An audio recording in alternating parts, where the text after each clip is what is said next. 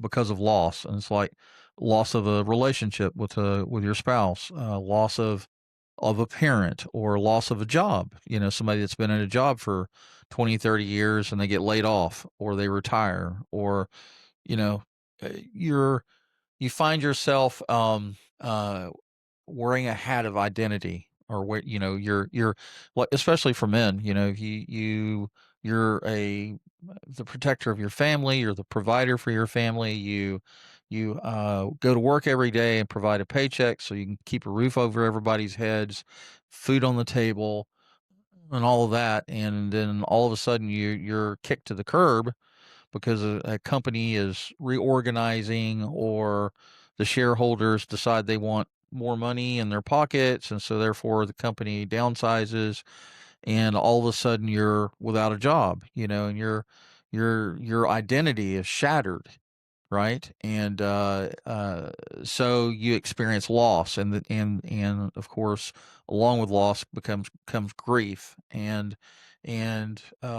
sometimes us guys don't know how to process that, and so it's interesting to hear you talk about your brain aneurysm, and the how it all transpired, and you talk about you know uh, sort of your loss of identity, your loss of who you were before the aneurysm, and your mental acuity, and your the psychology of who you were, physiology of who you were, and how you lost all of that, and you had to sort of remake yourself, and you had to reacclimate yourself to things that you normally would experience, and it was just normal to you. You go from situation to situation, and you knew how to handle it. Now all of a sudden you're having to learn how to walk again, and you're having to learn, like you said, you had to learn how to process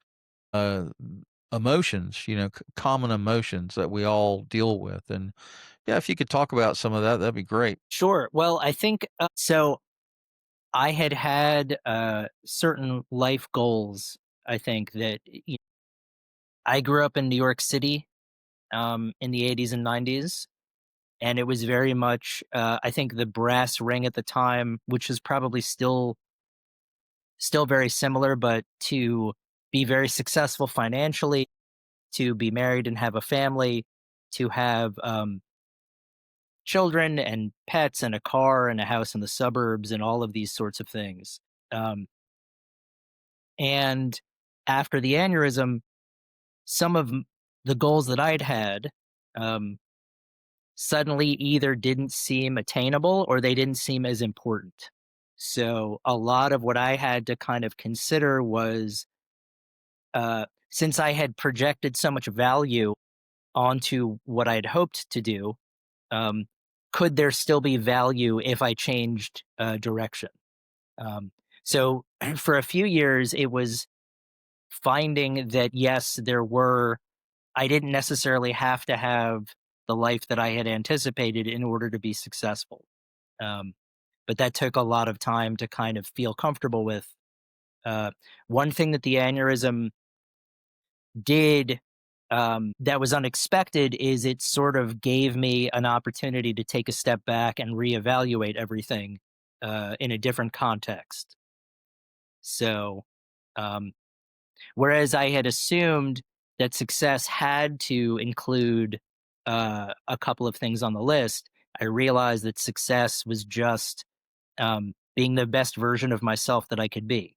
And that may not look like what I had anticipated or include those things, but in time, I was able to feel more comfortable allowing them to sort of be discovered later on.